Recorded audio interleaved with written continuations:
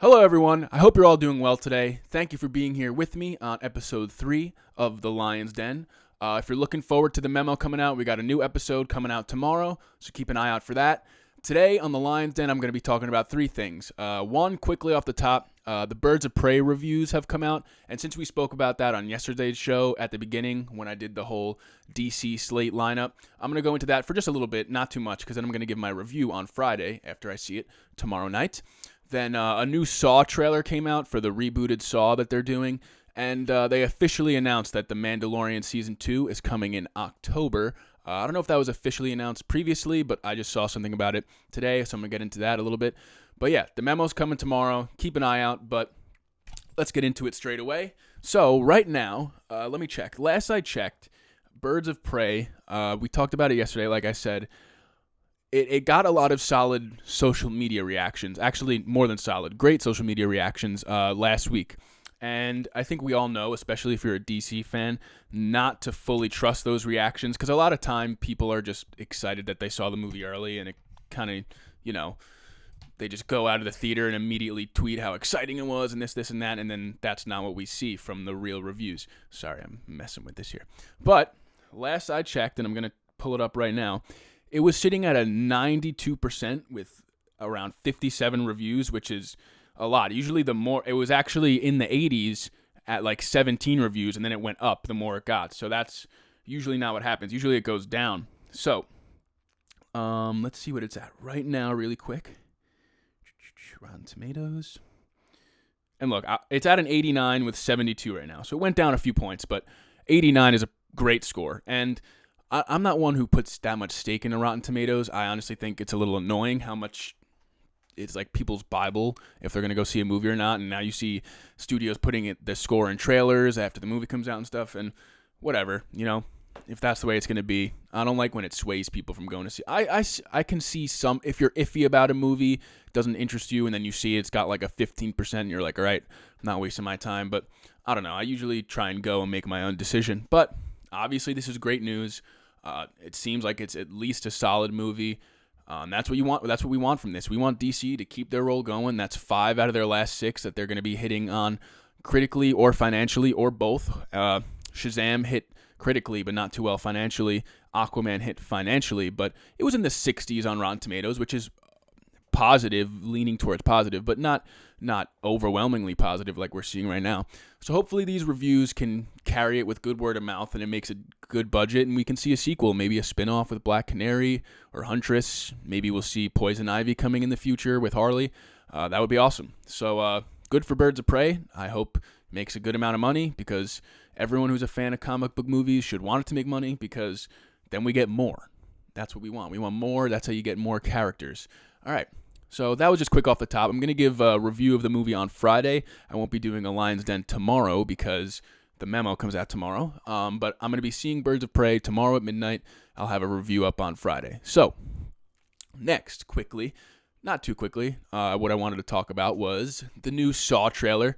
And it's not called Saw. It's called Spiral from the Book of Saw or something, which, okay.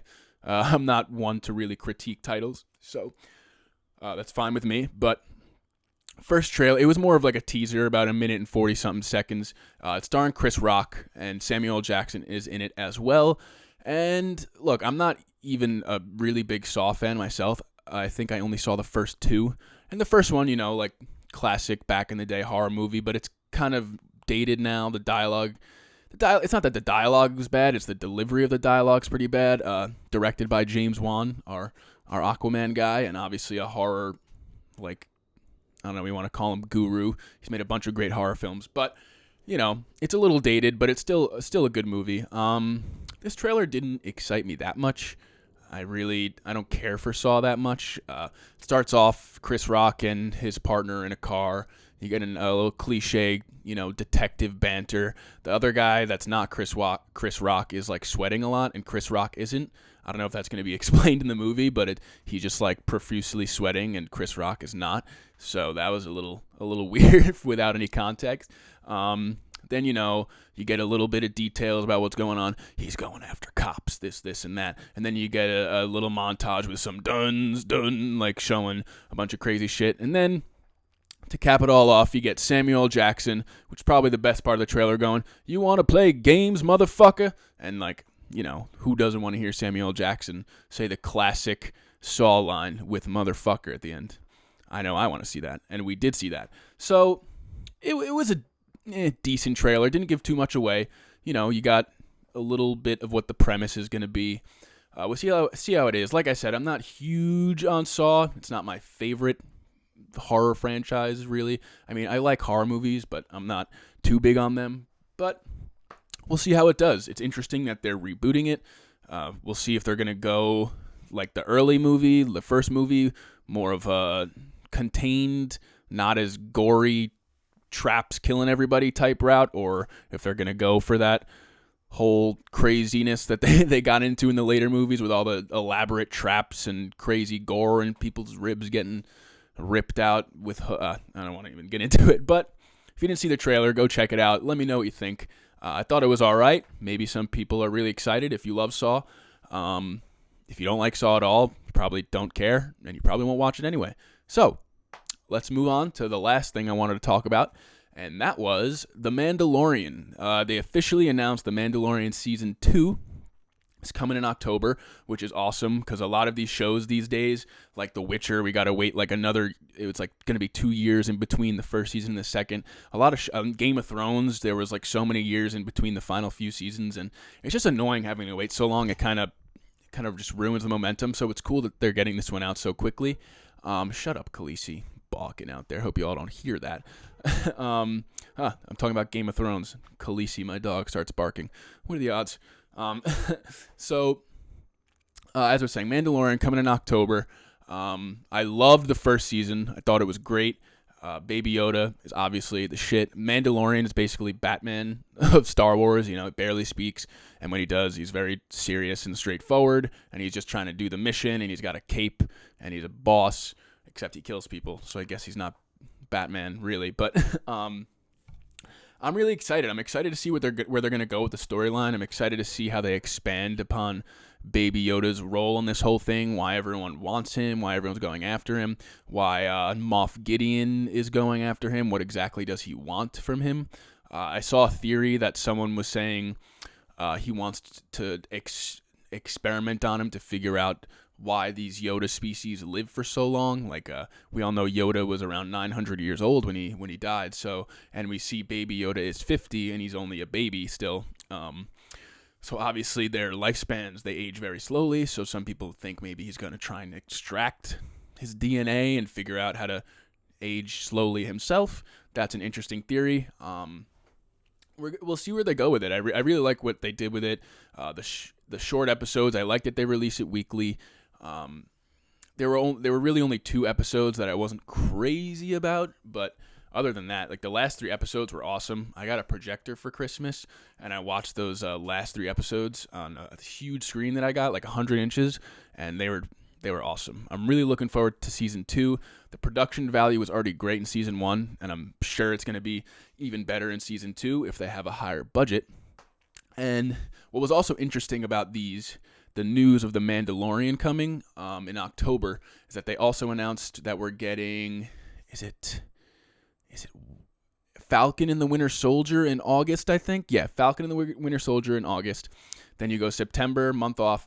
Then you go into October, so you get The Mandalorian. Then November, you're off. And then you get December, WandaVision. So it's probably going to be August.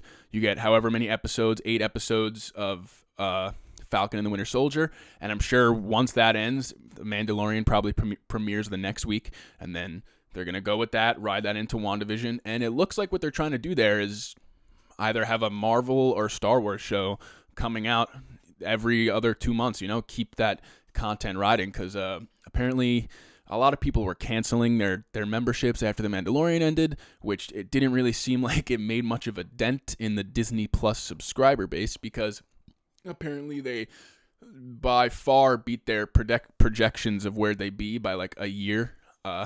Like they didn't think they'd have this many subscribers until like a year from now. They have like 26.5 million or something like that.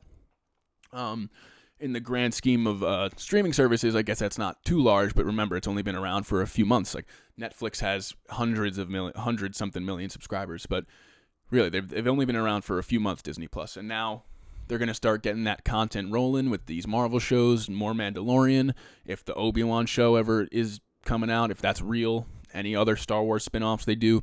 And Bob Iger actually did say that they're exploring using the Mandalorian as a way to introduce characters for potential spinoffs. I hope they don't force characters into the show just to make spinoffs for them. I hope they fit into the story and are characters that people connect with and like, and then they deserve a spinoff, you know? I don't want it to just be, here's this character that we're going to make a spinoff show for eventually, just so you know who he is. He was in The Mandalorian. Yeah, cool.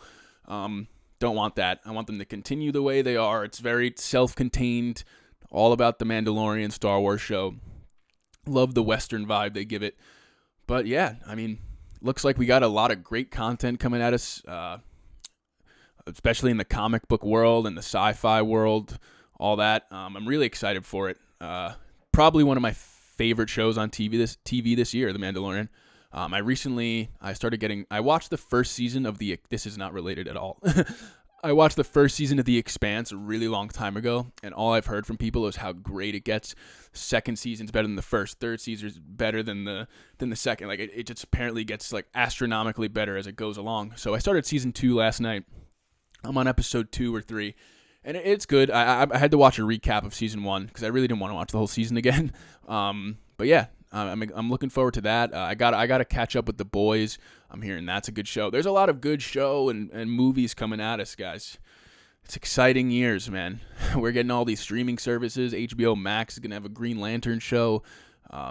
Probably even more superhero stuff because Warner Bros. Owns HBO in some capacity. I don't know how it works there. So yeah, man, we're gonna be getting a lot of stuff.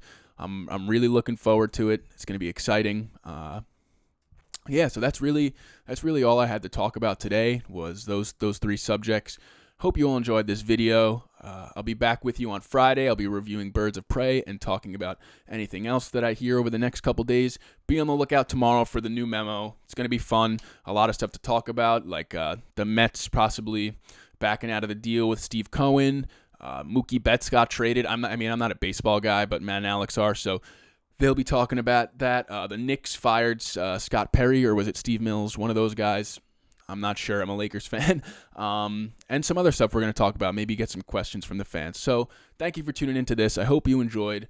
Look out for the memo tomorrow, and I will see you by myself on Friday. Thank you, everyone.